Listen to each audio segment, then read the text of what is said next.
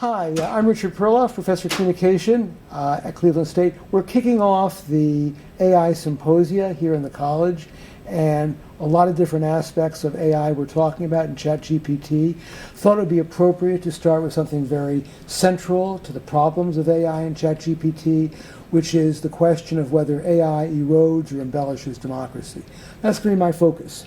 And, you know, when you start thinking about these things, as a scholar or a professor or a student, it's always good to begin by dispelling a myth. And AI and ChatGPT, contrary to what we hear, did not launch falsehoods and misinformation. They date back to the United States media back in the, at least as far back as the 1800s.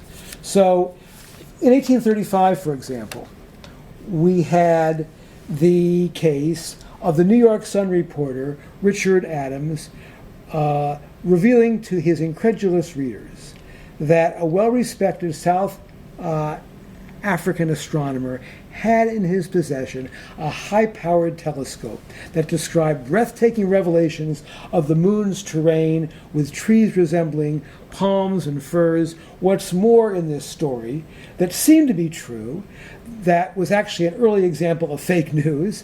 Trees resembled the firs as this ingenious race of winged creatures who looked like human beings, could fly, and resided on the moon. The New York Sun, one of the early penny press newspapers of the early 19th century, ran the stories, and New Yorkers could not get their hands on them fast enough. Circulation climbed on the back of blatant misinformation. And that was the first of, arguably the first of many in the 19th century, and there would be many others. Yellow journalism, remember the Maine, vicious lies, falsehoods about whites and being excused for brutal lynchings of African Americans in the late 1800s. More than a century later, false claims that Iraq possessed weapons of mass destruction in the run-up to the 2002 war. And of course, the plethora of misinformation that's been spread on social media about topics ranging from COVID to the 2020 election. So any leapfrogging assumption that misinformation has been started by ChatGPT and AI, or disinformation, which, by the way, is the deliberate spreading of false information to further a political cause, the idea that that's new is itself a falsehood of sorts. So if we look at this, we want to look in an intellectual way about what's new about AI and try to bring our knowledge, our research, our thought processes so we really separate the wheat from the chaff. And as my colleague Anup Kumar and I observed in a recent newspaper piece, AI content produced by OpenAI, ChatGPT, Google's Bard, Microsoft's Bing AI, and distributed by online platforms can supercharge information, diffusing it more speedily and with exponentially more reach than all of the older news outlets. So this is what's new. Not that false information is new, that dates back millennia, as we talked about, and certainly centuries in the US. But what's new is the speed and the reach. As you know, this reaches a global audience, shared more frequently than true information, by the way, because of its edgy value, and can even possess the capability to be targeted to those who are sympathetic. So because of algorithms and the knowledge that social media has, misinformation can be targeted and arguably has more power, targeting people who particularly might be vulnerable. That's something that didn't happen to the degree that it is happening now in the older days. So these technologies are also readily available. Google recently started shipping the Pixel 8, a handset with a suite of AI-based photo editing tools, for $700. So it's not just the old gatekeepers who in the 19th century, the news media, who had the information and the ability to use falsehoods. It's now a lot of different people, and that raises some issues. Well, you can see here some of the falsehoods. Fake news, I'll talk about these, are all falsehoods. They were AI-powered deepfakes. A deepfake, you may have heard the term, it's a technique that can use artificial intelligence to clone actual voices or distort video content, in this way creating videos that look real, they really look real, but they're false, and they convincingly replace one person's image with that of another. The Argentine president's face was replaced with the face of Adolf Hitler. Looked real. Donald Trump was falsely depicted as under arrest, and a photo of Pope Francis in a very long white puffer jacket. These look fairly real, and some of the hand stuff, the hands look a little weird with AI, but they're perfecting this, so these could really look very, very real, and they can have negative consequences for democracy. Certainly there are more, didn't put all of them on there, but my goodness, political ads in Canada, New Zealand, and the US now fabricate AI-created falsehoods, including fake pictures of robbers ransacking a jewelry shop to suggest the opposition is soft on crime. A political ad, which by the way has always meddled in falsehoods, now can make it all the more real looking. Independent, very loosely moderated chatbots that don't censor themselves can spew information on topics ranging from child pornography to politics, and they're on the horizon. Among many examples, a metabot or conversational agent falsely labeled a mainstream Dutch politician, listen to this one, as a terrorist. An OpenAI chatbot linked a legal scholar to a sexual harassment claim that was never actually made, which allegedly occurred on a trip he never took for a school for which he was not employed. China has used artificial intelligence to spread lies about the fire in Maui over the summer, falsely suggesting causes were not natural, but the sinister result of a clandestine weather weapon being tested by the US. AI may not have directly contributed, but definitely has also contributed to the spread of luminous information about the Ukraine, Russia, and the Israeli-Hamas war, where there is loads and loads of misinformation out there, some of which is transferred by AI. Research now offers some ideas about the insights. It tells us that despite the wooden writing of ChatGPT, people can be unable to distinguish between AI and human-generated content. So when we look at what we know about this from research, we know that AI synthesized faces are not only virtually indistinguishable from real faces, they're viewed as more trustworthy. As a leading computer science professor noted, as we go boldly into this future, a photo is no longer a visual fact, and for years it was. You go back to the 19th century, it was a visual fact. Now it is not, and exacerbated by AI in an era of widely distrusted news media, not always correct, but distrusted, people may come to believe facts are so contaminated by falsehoods they can't make informed judgments at all. And that's an empirical foundation of democracy, isn't it? That we have to believe that what we're getting is a veridical indicator of the political universe. But if people doubt the veracity of genuine evidence, partly because of AI, they may come to presume that little of what they encounter is true, perhaps inducing them to believe that falsehoods deliberately perpetrated by conniving politicians are true. That's known as the liar's dividend, where a liar can benefit from the AI universe. It's becoming, as you know, increasingly difficult for citizens to differentiate political truths from falsehoods. Indeed, nearly 50% of the American public said they had difficulty distinguishing from truth from falsehoods, and this is going to get worse with AI, so it's a majority. And that raises questions for democracy. Why? Because democracy can't function effectively if citizens from different backgrounds and perspectives lack a common factual basis with which to make sound policy judgments. If they lack a common language to execute their roles, if they disagree vehemently about just what a fact is, if they don't know who a credible communicator is or what a real pictorial image is, if they come to a nihilistic perspective that there aren't any facts anymore, it's just a conspiracy of opinions masquerading as facts presented by corrupt authorities using AI, then the foundations for an effective democracy are greatly reduced. But let's also sound some cautions. And I want to complicate things a little bit. Talked about the prevalence of AI, the speed, the reach of AI, how, while it's not new, it can turbocharge falsehoods. Talked about the dangers for democracy. But democracy and people are complicated, and we don't want to go in the other direction of saying the sky is falling, the War of the Worlds is true. The thesis that inauthentic, digitally manipulated AI images will destroy us makes a fundamental equivalence between content effects. That just because the content of AI and the pictures I showed you before are out there, doesn't mean that people are necessarily brainwashed, a term that I disabuse people of in my persuasion scholarship. Are you affected by that? You don't necessarily believe all that. So it has to be seen, it has to be believed for it to be powerful. And so it isn't necessarily true that just because it's out there, it has an effect. Thus, masses of people may never even see those images that you just saw. As we found out back in 2016 when we blithely believed that because the Russian internet robbers had generated Facebook distributed falsehoods, that had information that was untrue about Hillary Clinton, that they caused Hillary Clinton to lose. We don't know that.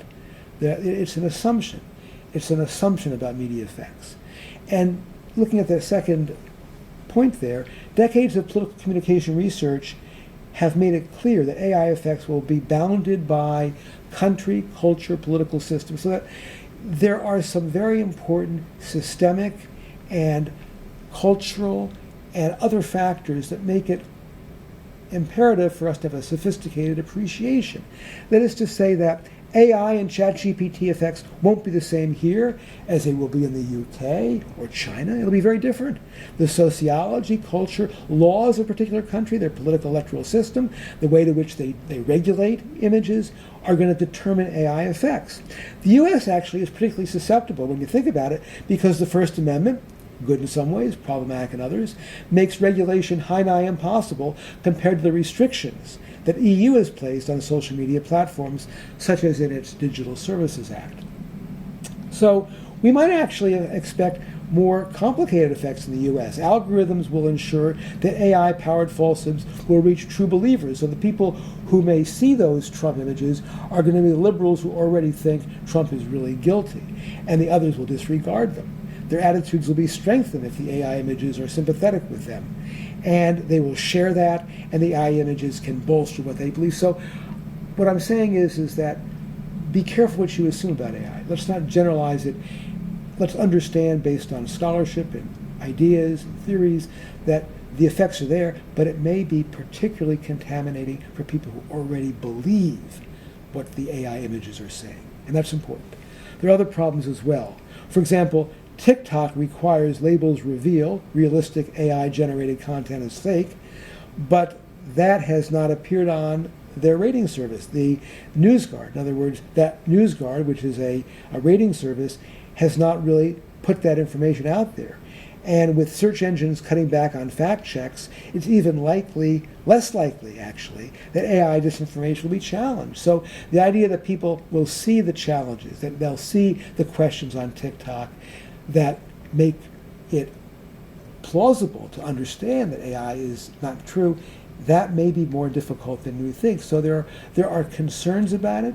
The concerns have to be rooted in our understanding of the nature of political communication and the appreciation that the effects are going to be particularly important for people who already believe the images that AI is hyping and turbocharging. So what do we do? Here's some ideas. First, researchers should document the harmful effects of AI on democratic outcomes. Let's not just assume it, as I've been trying to say, let's document it. Let's have facts. Certainly it would be ironic if we approached AI with a absence of facts when we're lamenting its very exclusion of facts. Studies, secondly, policymakers doing studies should consider the merits of requiring that platforms disclose when content is generated by AI and when it's fake. A new government agency could be formed that requires construction of AI models that contain safeguards to protect against misinformation. It could impose or suggest controls on access to AI systems. And it could stringently require proof of personhood. Meta does get credit for requiring recently that political ads in 2024 disclose if they've used AI software. So those are reasonable steps.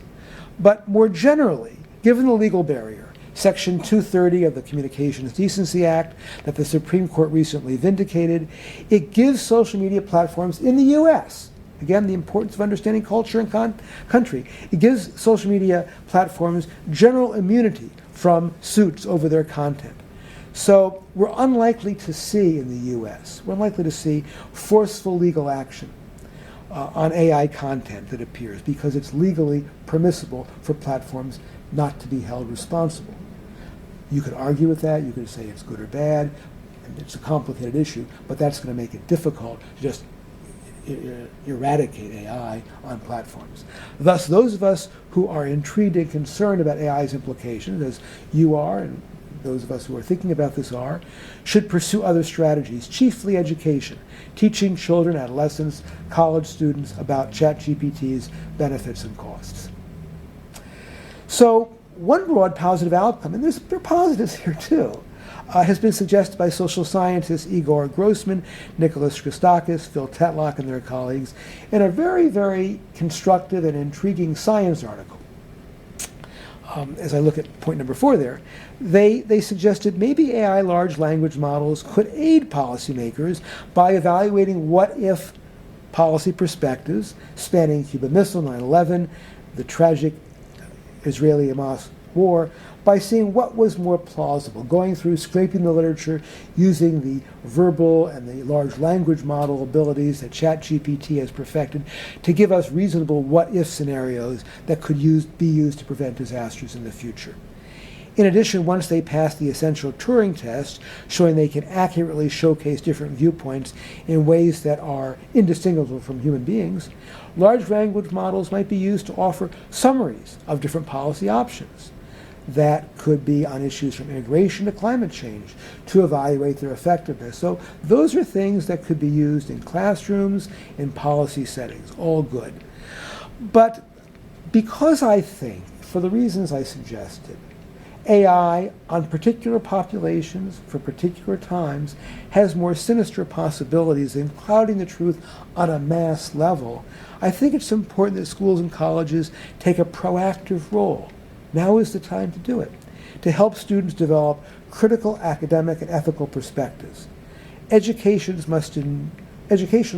curriculum must avoid the gee whiz, aren't these cloned voices and artificially fake visuals cool? Many young people, as we know, have grown up in an age of manufactured social media images, digital remixing, and they may not, we know this with our students and where they've grown up, and it's understandable, it's fine, but they may not appreciate that ChatGPT is doing anything wrong. It's just mixing, and I do that all the time.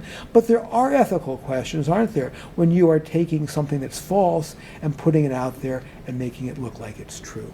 So there is no substitute, as I think we'd all agree, for political ethics, for civics, for using and helping people appreciate the importance of applying ethical standards to what they're seeing in political advertising in the AI political universe. But, our democracy has institutional problems that transcend AI. Perilous populism, uncivil discourse, gaps between what the public wants and the political leaders deliver, and communication that fails to inform. Education is not the only answer, but it's one answer. And it teaches us that to move forward, we need to be open to new ideas. We need to emphasize the importance of truth and celebrate openness to new ideas. I want to end here on a note of appreciating that AI poses dangers to democracy, but also that democracy is resilient.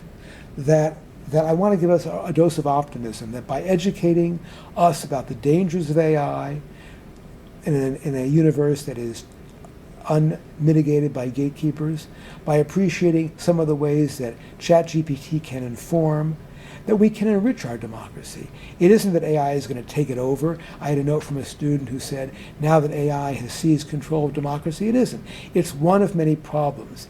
And if we can develop a critical appreciation of where it goes wrong, and how you can be vulnerable to it, and how we can use it for good, I think we can appreciate the richness of democracy. And in an era when we're so frequently critical of democracy, it wouldn't hurt to end on a positive note. And I chose to end this by appreciating that with a dose of optimism, if we apply our minds and use the good that lies in our teachers' dedication to teach, the students' zest to learn, and an unabiding appreciation for thoughtful democratic discourse, we can do better. Costa Bradikin wrote a very, very thoughtful democratic essay. She's a writer, and I end with that. It's a quote that gives us some optimism and some hope for democracy in an age of AI and technology. She writes, "Democracy is so hard to find in the human world that most of the time when we speak of it, we refer to a remote ideal rather than a fact." That's what democracy is ultimately about. An ideal that people attempt to put into practice from time to time. Never adequately and never for long, always clumsily, timidly, as though for a trial period. Yet democracy is one of those elusive things. Happiness is another, where the premise, even if perpetually deferred, is more important than its actual existence. We may never get it, but we cannot afford to stop dreaming of it. And I think that wistful, optimistic thought is a way for me to end and a way for us to inaugurate the rest of our panels, to try to look critically, thoughtfully, and optimistically about the role AI can play in all sorts of terrains of urban communication and education and the business of educating students in our current era. Thank you very much.